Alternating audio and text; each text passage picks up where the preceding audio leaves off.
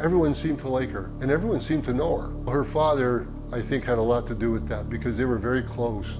The body had been found. We knew that there was an active search for her. We pretty much knew at a gut level that's got to be her. One piece of evidence that they did collect was a cigarette butt very close to her body. So the undercover officer picked up the cigarette butt that he had discarded. Not long after we received there was a hit.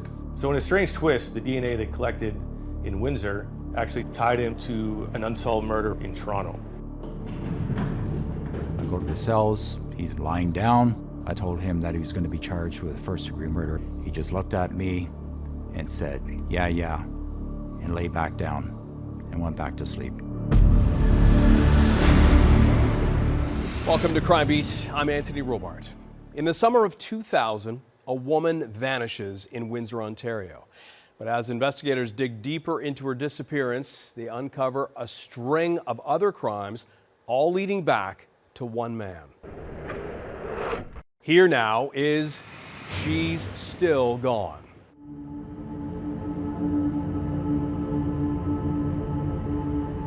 It was a day not unlike any other. Extremely hot, and it was humid, it was raining on and off. It's sweltering, typical Windsor summer, heat wave, it's over 30 degrees, it's hot, it's sticky. A guy is walking his dog near the Ford factory on Drouillard Road in Ford City. It's a patch of roughly an acre, overgrown, waist-high weeds, trees. But there's a path that goes through there, and this guy walking his dog finds the body. So he reports it to Ford security guards. The police are called.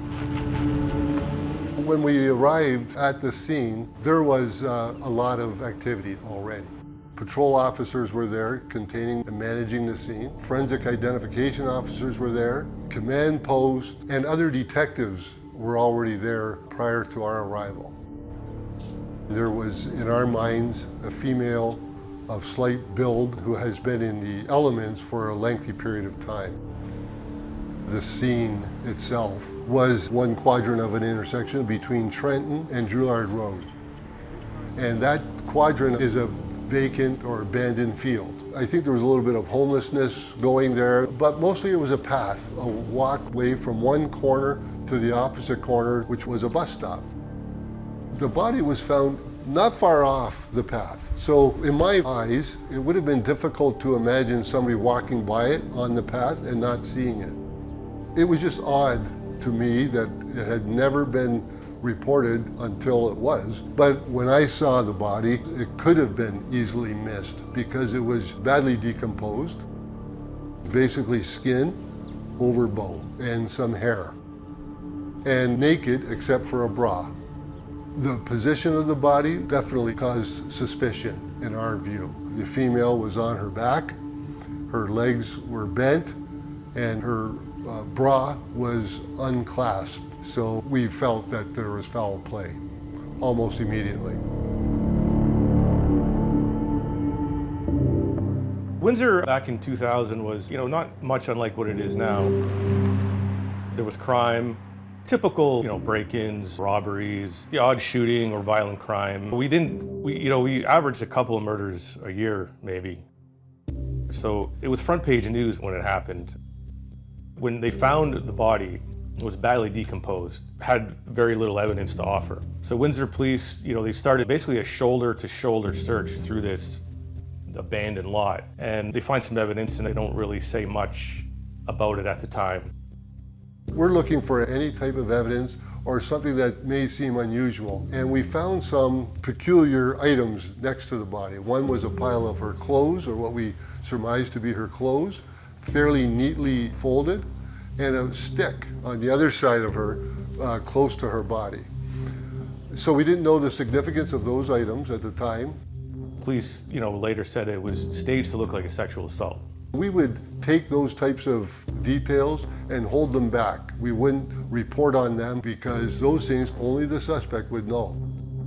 One piece of evidence that they did collect was a cigarette butt very close to her body. The clothes, the stick, the cigarette butt are seized and bagged and put into evidence for further analysis through the Center of Forensic Sciences. So the first steps of any investigation like that is to confirm the identity of the person. That was not so easily done because there was no forms of identification with the person and the decomposition. Immediately we follow our data bank and we find out, is there missing persons in this neighborhood? The uniform officers are already talking with neighbors that show up, asking, is there someone that they know is missing? It would have been a few days before the time of autopsy, but the rumors on the street and the information that people were sharing on the street among neighbors was that it was Michelle Charette. Michelle Charette was this diminutive 40-year-old woman who lived in Windsor's Ford City on Drouillard Road. And on July 25th, 2000, her sister saw her near St. Clair College, and then she disappeared. That was the last time anyone saw her. Michelle was reported missing on July 31st by her father, George. When he first learned from his other daughter that Michelle was missing, he attended her residence, which was on the second story of a couple of businesses. And what did he find was a mailbox stuffed full of envelopes and paper and mail, and it was overflowing. So he knew that she had not picked up the mail in a long time. So George called the police, and the police used force and opened up the door. And there was nothing inside that would suggest there had been violence perpetrated there or that she had been living there for the last few days.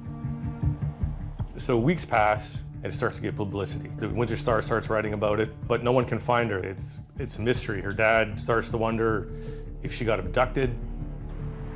She used to go outside of her apartment and smoke a lot on Drouillard Road, which at the time was a kind of a rough neighborhood. So he immediately started to wonder, did she go for a smoke and someone kidnapped her? And she also spent a lot of time trying to help people who were, less fortunate or had problems with the law or whatever. So another concern he had was that maybe someone she was trying to help did something to her.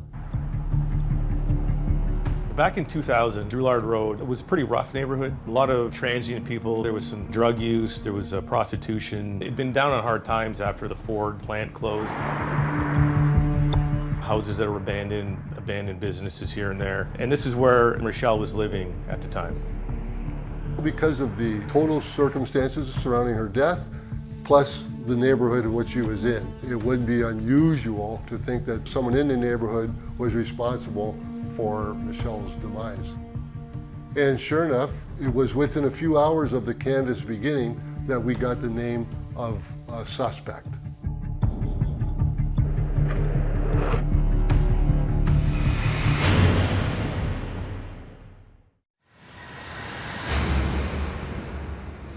Welcome back.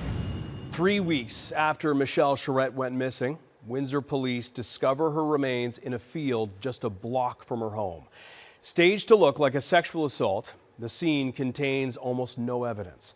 So officers begin canvassing the neighborhood, and within hours, they've got the name of a potential suspect. We now return to She's Still Gone. So Michelle was 40 years old, one of 6 siblings from a Windsor family.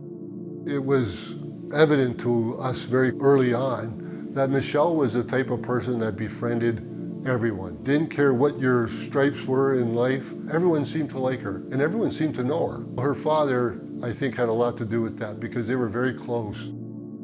So Michelle was a member of several churches and spent a lot of time doing charitable work, trying to help people who'd been down on their luck or in trouble with the law.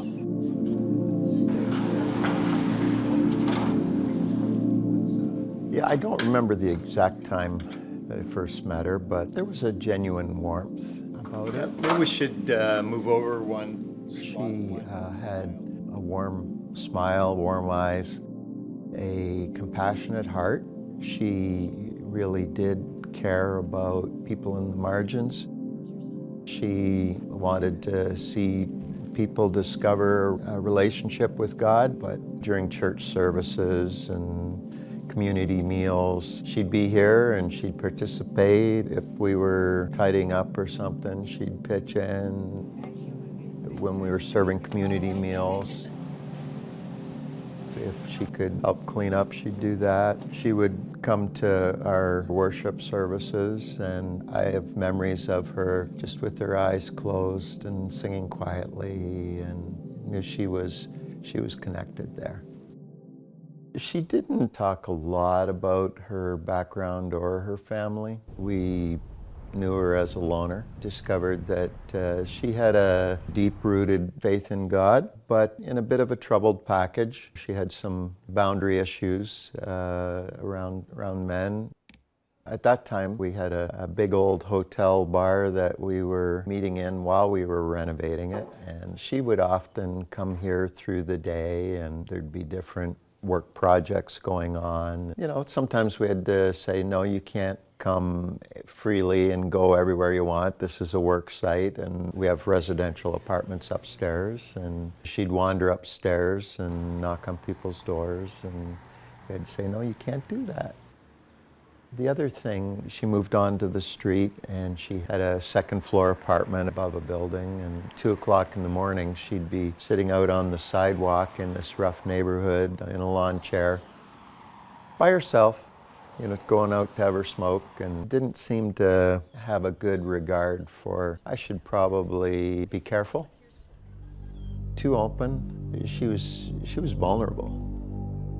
Once it was reported that a body had been found, you know, at least a couple weeks had gone by, and we knew that there was an active search for her. We pretty much knew at a gut level, that's got to be her.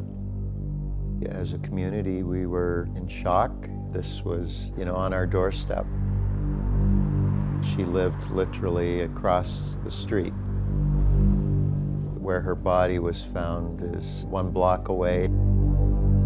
The police came around, and there were several people connected to the church that they interviewed to try and piece together what happened. As a result of the autopsy, we were able to determine the cause of death being strangulation, and that it was Michelle through the dental records. People, when they learn something like that, they want to talk about the person. She was a super friendly, likable person. And that's why so many people came forward.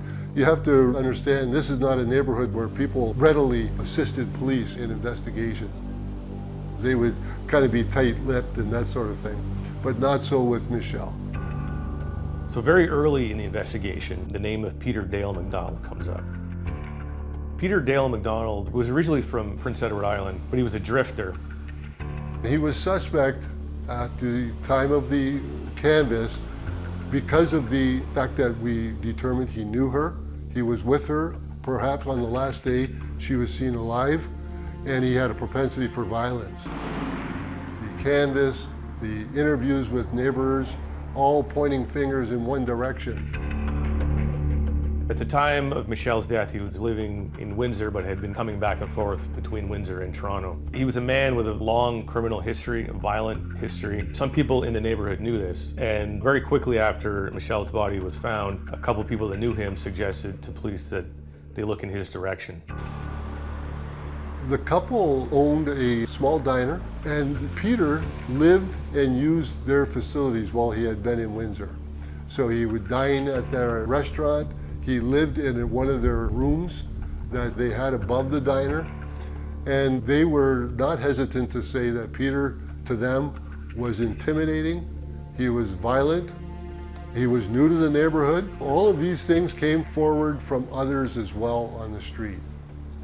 Day 3 or 4 of the investigation, I had occasion to stop in at the diner where the elderly couple was.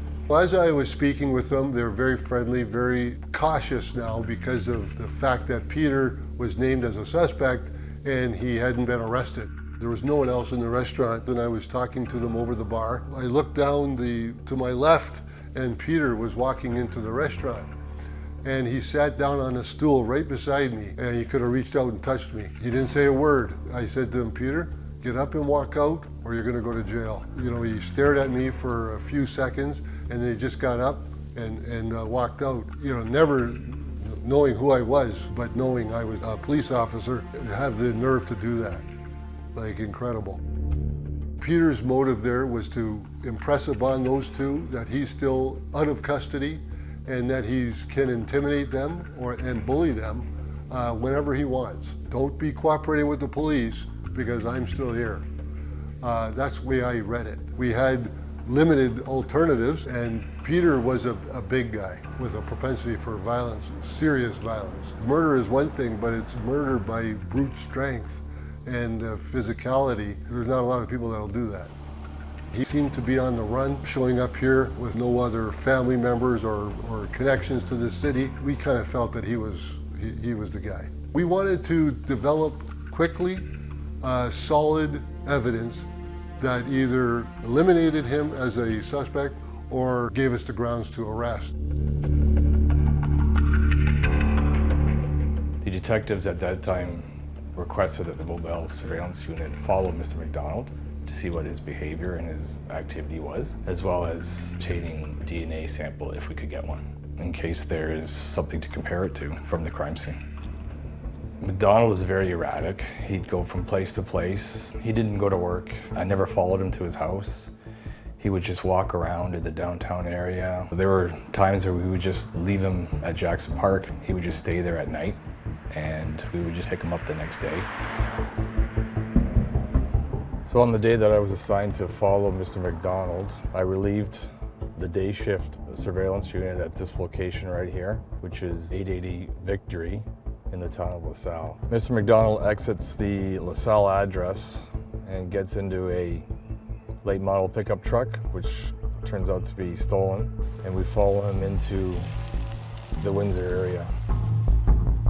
We followed Mr. McDonald to the liquor store.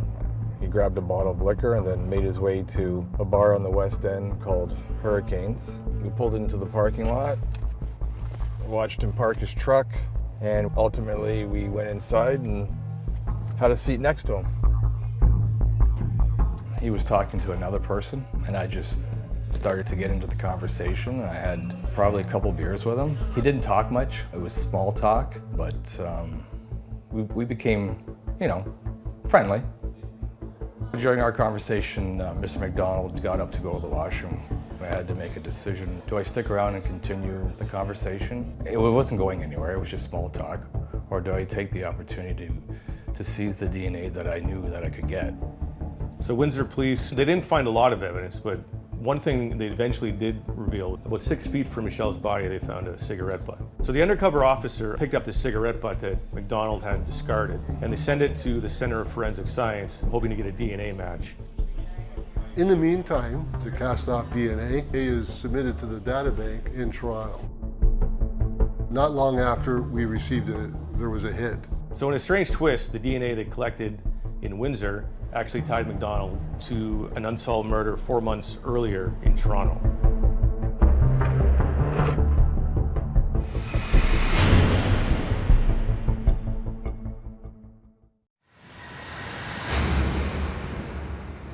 Welcome back. Windsor police suspect Peter McDonald of killing Michelle Charette, but can't connect him to her murder. The surveillance team manages to get a piece of his DNA, hoping for a match to their crime scene. Instead, a hit comes back to a homicide almost 400 kilometers away in Toronto. We now return to She's Still Gone. It was April the 29th, 2000. We arrived here. The officer's uniform car was already on the scene. It was parked outside the building here. The information that we had was that there was a deceased person in apartment 608 here at 99 Tyndale Avenue. He was lying on the opposite side of the bed, in the bedroom, on the floor, naked. And there was some white powder substance that was spread on him, a slice of cheese that was found near the body, some sheets that were rolled up on the end of the bed. This Brian Mulrooney doll was sitting on the pillow along with an Ontario hospital card in the name of James Campbell. There was a living room area there. On the couch, there were a couple of beer bottles, there was a tumbler. There were signs that something had happened that night, that there was some drinking going on, whether it was just the deceased by himself or Was he with somebody? These are all questions that you have in the back of your head. And standing at the bedroom door, I could see the white powder that the officers first saw when they arrived. We didn't know what it was, didn't appear to be any scent to it, but later on they found that it was talcum powder. Why that talcum powder was spread over him, I don't know. To this day, I don't know why. And when I saw the cheese, I started to think whoever may be responsible for this, maybe they were leaving some sort of signs behind. I don't know. It was just bizarre to me. There was no signs of any blunt force injury to Campbell at the time. We could see that there were no cut marks to him from a sharp edge object. There were no bullet wounds to him. There didn't appear to be any bruising of any sort. So we really didn't know what James Campbell had died from. The Forensic Identification Services officers began to collect the evidence, and what we were hoping for was to locate some sort of blood or bodily substance of some sort, looking for DNA. The autopsy indicated that James Campbell's cause of death was manual strangulation. One other thing that was collected during the autopsy were fingernail clippings, looking for possible DNA from anybody else that he may have come into contact with. The canvassing, I don't believe there was any video cameras set up at that time at 99 Tyndale, so we didn't have the video at all, people coming and going. There were some people that did come forward that indicated that he would frequent the Gladstone Tavern, a bar called the Dufferin Tavern. He would frequent that as well. He would meet with friends, have a beer. He seemed to be a pleasant fellow. And of course, we would speak to the family as well. And I believe the last time they had heard from James was on April the 25th, so a few days before he was found deceased. There was no real leads. It was a real whodunit murder. We started to get some DNA results back. The beer bottles were an unknown source. The tumbler, Campbell, was identified along with an unknown source. They were able to find bodily fluids on the sheets, including blood. Some of it was from Campbell, some of it was from an unknown source. The same person on all these items. So we were ahead a little bit, but not by much. Once the DNA is extracted by the CFS, then they would submit it to the National Data Bank, where all DNA samples from all crime scenes would sit until there were some matches. On April the 5th, 2001, I received a call advising me that they had a match from our crime scene to an investigation that was being conducted by the Windsor Police Service. While they were surveilling Peter Dale McDonald, he threw away a cigarette butt. That was the DNA that matched our crime scene.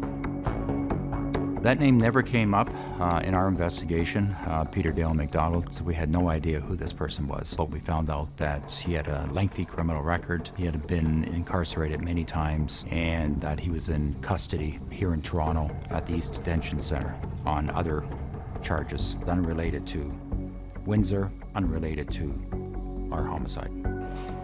So on June the 1st of that same year, we go on and visit him. We asked the jail staff if they could have McDonald removed from his cell so that we could speak to him. The guards later come back to us and said he refuses to come out of his cell, doesn't want to talk to you. On June the 25th, we find out that he's making an appearance in court down at the old City Hall. I go to the cells, McDonald's there, lying down. I asked him to get up, asked him what his name was, told me it was Peter McDonald. I then told him that he was going to be charged with the first-degree murder of James Campbell. He just looked at me and said, yeah, and lay back down and went back to sleep.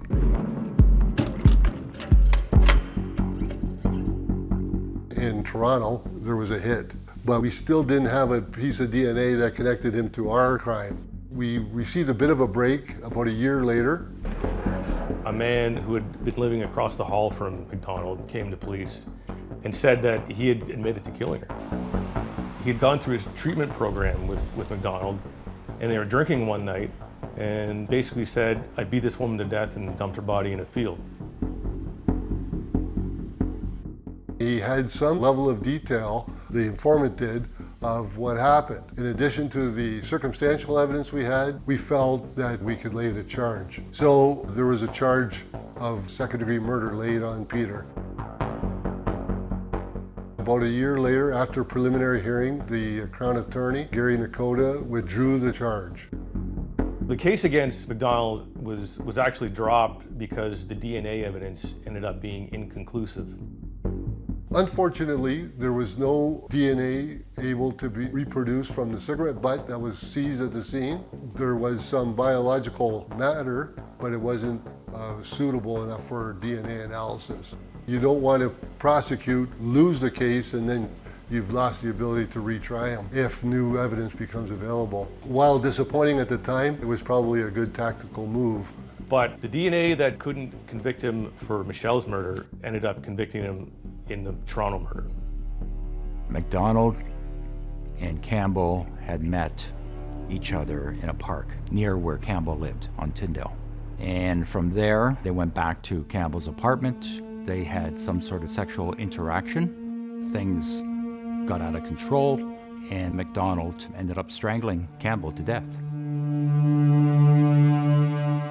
At trial, the evidence is called, witnesses are called, forensic officers are called. The nail clippings, we found DNA from not just Campbell, but we also found it from McDonald. Obviously, there was some sort of contact between the two of them. At the end of all this, after the jury deliberated, they came back with a verdict of guilty of second-degree murder. Justice Epstein set his parole eligible after serving 13 years. It's a rough several years for Michelle's family. They don't have answers. She's been murdered. No one's responsible for it. There's no closure. And her father, George, is getting old. He starts to worry, am I going to live long enough to see my daughter's killer brought to justice? And so years pass, and in 2009, new investigators are assigned to the case. I went about my career and wound up landing in our major crime unit as a homicide detective.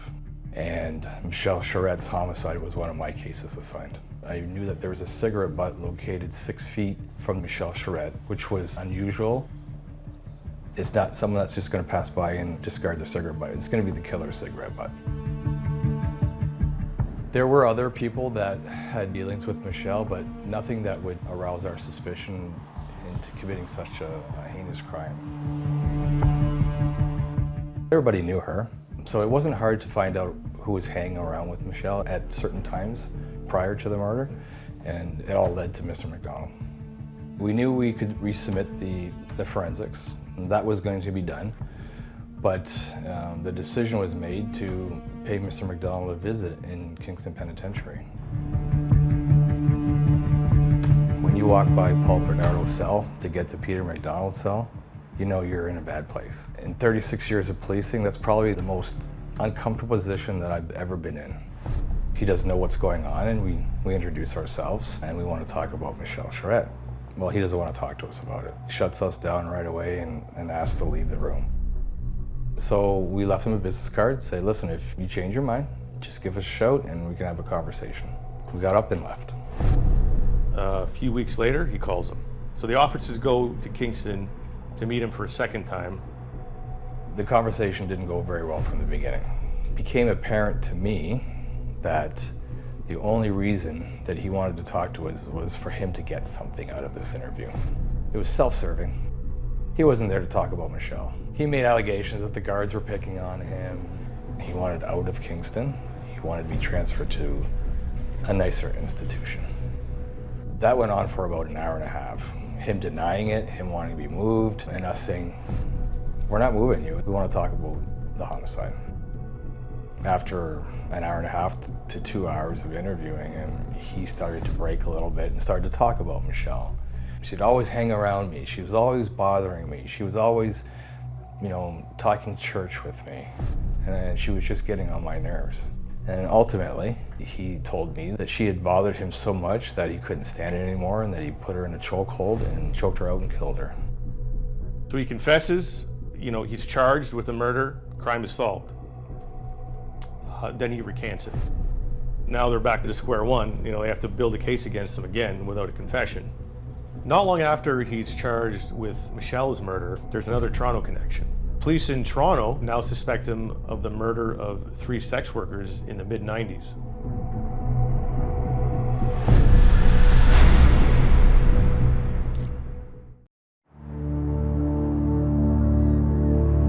July 7th, 94, we received a call with regards to a female that was found down by Sunnyside Beach. This is the area here where Julianne was found.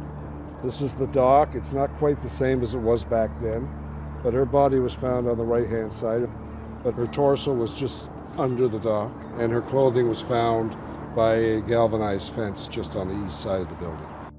Patrick Middleton was 30 years old when his sister Julianne was strangled, partially disrobed, and thrown into Lake Ontario. No, she didn't deserve what happened to her. It was July 1994 when Middleton, a sex trade worker from Parkdale, was killed. It appeared initially that it was possible it could be a drowning or suicide, but there were some red marks on her body around her neck and other parts of her torso, but that was consistent with her body sort of moving up against the dock from the flow of the water, of the breakwater there. And the following day, on July the 8th, a post-mortem examination was conducted. What initially looked as though it was reddish bruising was starting to become a little darker. The cause of death was officially listed as drowning, but the factor of the strangulation became part of that. The investigation lasted a number of months initially, but eventually the leads went cold. When Middleton's father learned that another prostitute had been strangled and dumped in the lake just 3 months after his daughter's killing, he feared there was a serial killer on the loose. That woman was 33-year-old Virginia Coote. 3 years later, 35-year-old Darlene McNeil, another prostitute, was murdered in the exact same way. The other homicides were directly east of here. They were within the range of about a kilometer. The second scene is at the east side of the Palais Royal, between that and the Boulevard Club. And then you go further east, and it's at the rear of the Legion by the water where Darlene's found. So at that point, it's pretty obvious. We have someone in our minds that's responsible for all three. We needed to set up some kind of a task force. So Doug Grady was put in charge of Project Breakwater. Around 2000, we started to review these cases. These victims, they were last seen 11 o'clock in the evening to about 2 o'clock in the morning by people in that area. We didn't have much to go on because nobody saw them walk away with anybody in particular. Back in that time, police services across the country were stopping people on a regular basis and recording that information in whatever form they used. In Toronto, we used a particular contact card, I'll call it, and in it, police would write time, date, location, the name of the person, date of birth, home address, reason they're being stopped, perhaps what they were wearing. We got all the contact cards for those areas in 2000, and it gave us an idea of who was out and about in the hours we were looking at. So we went through everybody that came in contact with the police and went and interviewed them. And our reason was not to say all these people were suspects in the murder. We were looking for anybody who may have had contact with either the victims or a potential suspect. With respect to Middleton, there was DNA evidence obtained. Further leads are followed up, persons of interest come to light, DNA samples are taken to eliminate them.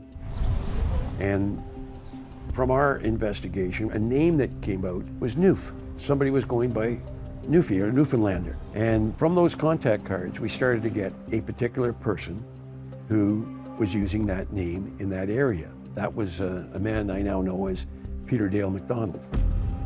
There was a worker at a hotel that said Noof used to be around here all the time, and he wasn't for a while, and then he came back. Our murders were in 1994 and 1997. So being around in 94, not around for a while, and then back, that was unusual and perked our interest a lot. There was one incident where somebody yelled out the name Noof when one of the young ladies was seen walking near the time of her murder, but nobody saw anybody. In the end, we found a location in the east end of Toronto where he had been staying. And at the address, I spoke to a gentleman who had known Peter Dale McDonald for a while. At least the last few months, he had lived with him, but he wasn't there. He gave us a lot of information, and he said he would probably see him in a while, but he didn't know where he was at the time that I was talking to him. What I learned about Peter Dale McDonald's criminal history is he had 20 convictions. He had been sentenced to at least 14 years in jail. Armed robberies, break-and-enters. I would say petty crimes, but they were more robbery with violence and break-and-enters to commit indictable offenses. He was an active criminal who had been in jail in Prince Edward Island, New Brunswick, Ontario. He was a parole violator routinely, or a probation violator. Whatever he was on, he never complied with anything. During our investigation, we had to talk to parole officers and coordinators and various custody locations where Peter was. Turns out that even though he is registered as being in Dorchester, New Brunswick prison, he was actually paroled to a halfway house in downtown Toronto for about a 2-year period, where on our file, it looks like he's in prison, but he's being stopped in the street using various aliases.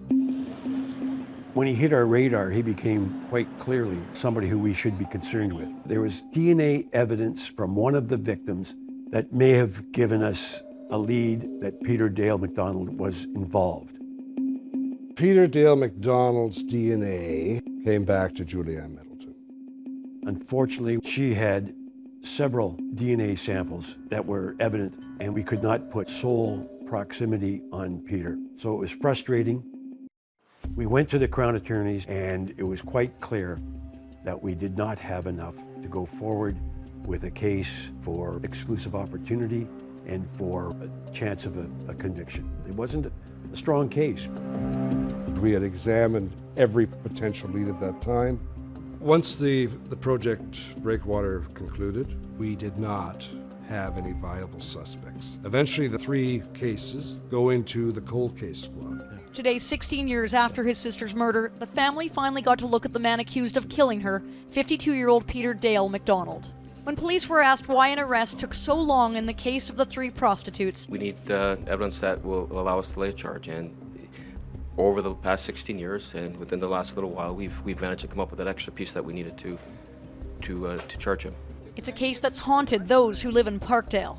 Everybody got scared in the neighborhood, especially all the prostitutes. Today, relief, there's been an arrest. That's wonderful, and some closure for the families of these girls. McDonald, who remains behind bars serving life in jail, won't go to trial here in Toronto until he stands trial first in Windsor.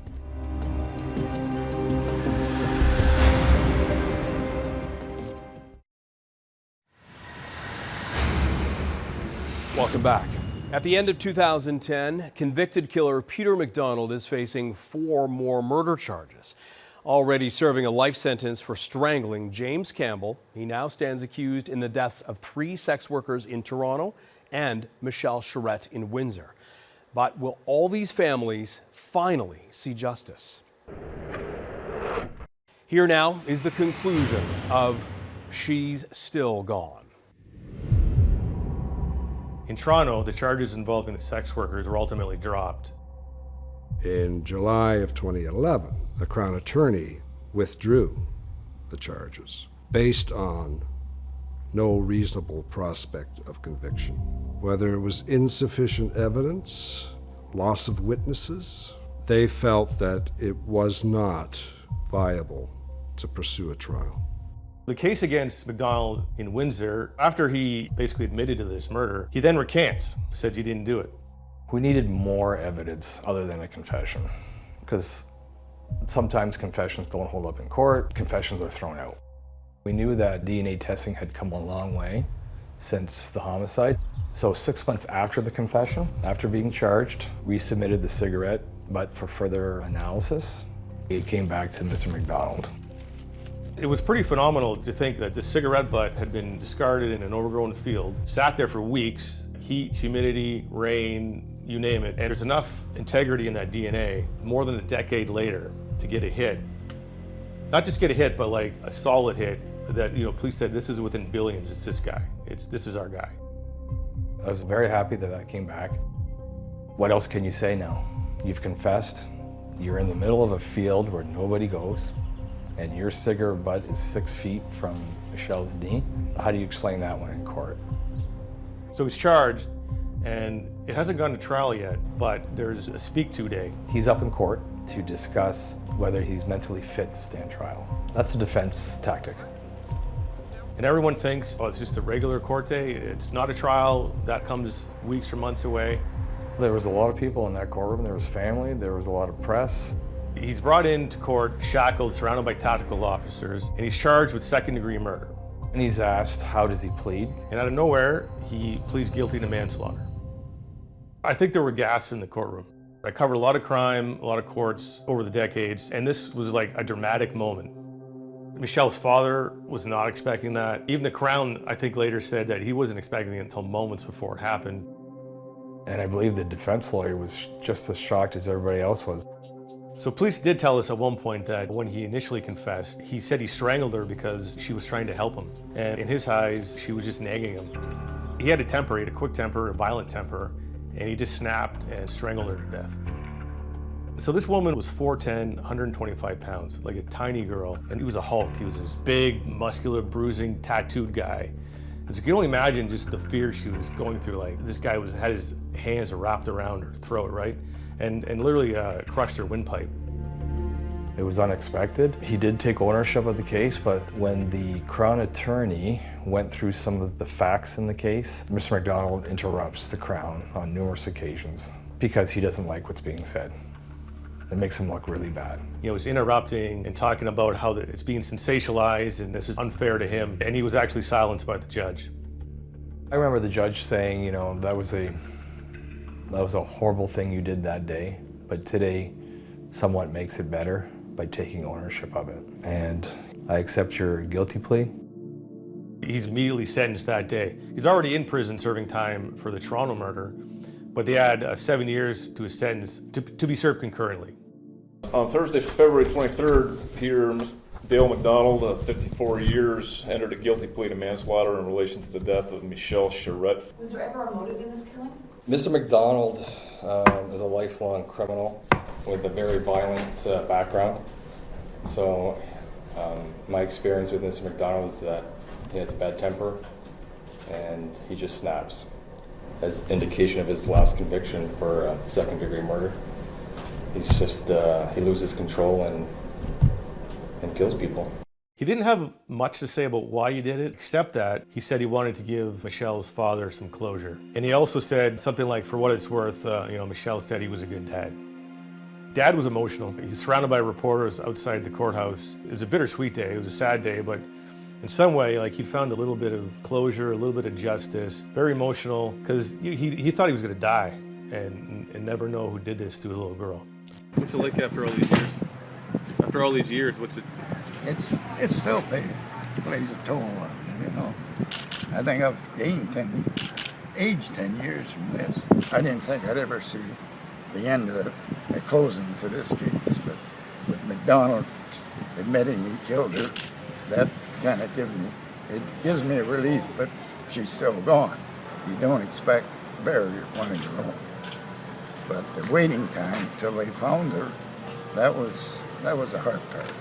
And then when we did find her, well, then we had the wake and that. I never thought we'd ever find the killer.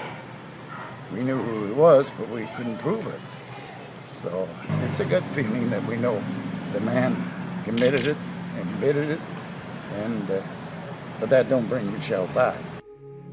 She had that willingness to want to help people, but without the discernment, it would have been the very thing that would lead her to Peter McDonald. Her heart put her into a vulnerable spot. She couldn't foresee this is what could happen to me. She had the heart of a lamb, but she didn't have the eyes to see a wolf. George Charette passed away in March 2019, 7 years after Peter Dale McDonald was convicted of killing his beloved daughter. McDonald became eligible for parole in 2017. However, according to the Parole Board of Canada, his most recent application in May 2022 was denied. To this day, nobody has ever been convicted in the deaths of the 3 other women in Toronto. I'm Anthony Robart. Thank you for joining us tonight on Crime Beat. Want more episodes of Crime Beat? Listen to the Crime Beat podcast now for free on Apple Podcasts, Spotify, or wherever you find your favorite podcast. And for past episodes of Crime Beat, go to the Global TV app, visit globaltv.com, or check out our Crime Beat YouTube page.